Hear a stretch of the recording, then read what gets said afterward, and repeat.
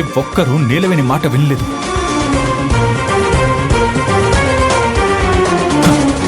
పైగా పెళ్ళాపడానికి ప్రయత్నిస్తుందని నీలవేణి మీదే నిందేస్తున్నారు.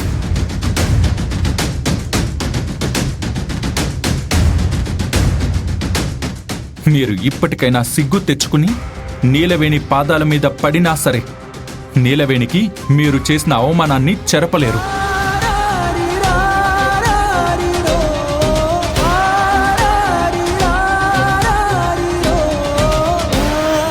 తారక్ సార్, ఇక ఆ విషయం గురించి వదిలేయండి.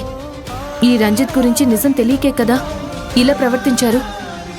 అన్నయ్య, వీడి గురించి మాకు తెలీదు సరే, మీకైనా తెలిసి ఉంటుంది కదా. నిజం చెప్తున్నానమ్మా, వీడింత నీచుడని మాకు తెలీదు.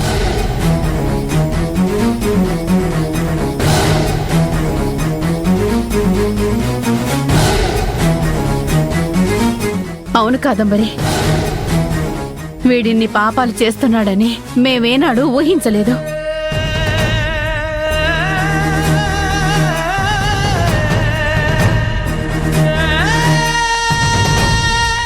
సార్, అసలు హంతకుడు ఎవరు మనకు తెలిసిపోయింది కదా, ఇంకా ఆలోచిస్తున్నారేంటి? అరెస్ట్ చేద్దాం. సిఐ గారు, వీడిని మాత్రం వదిలిపెట్టే ప్రసక్తే లేదు.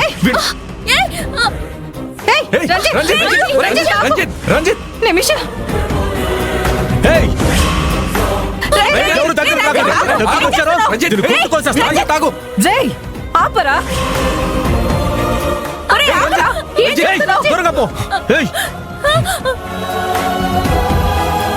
ముందుకొచ్చారో దీని గొంతు కోసి పారదొప్పుతా.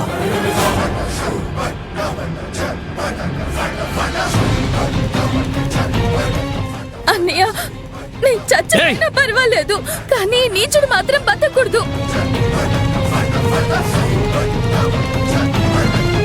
సిఐ గారు, వీన్ని కాల్చి పాడేయండి.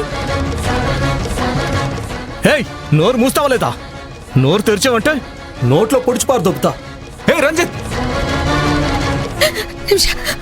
సార్, ఏంటి సార్ అలా చూస్తున్నారు?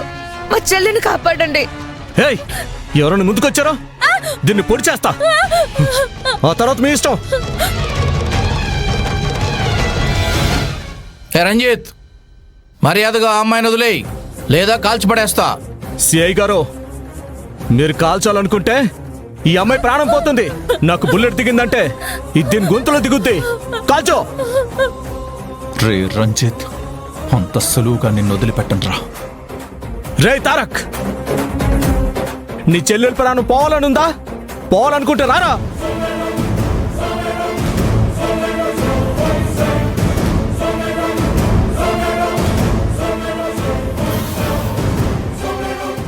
రా.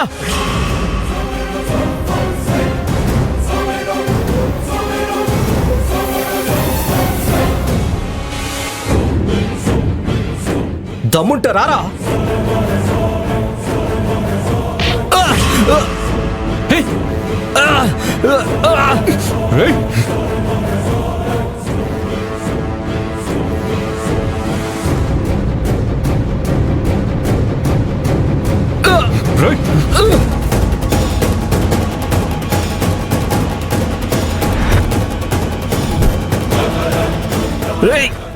రంజిత్,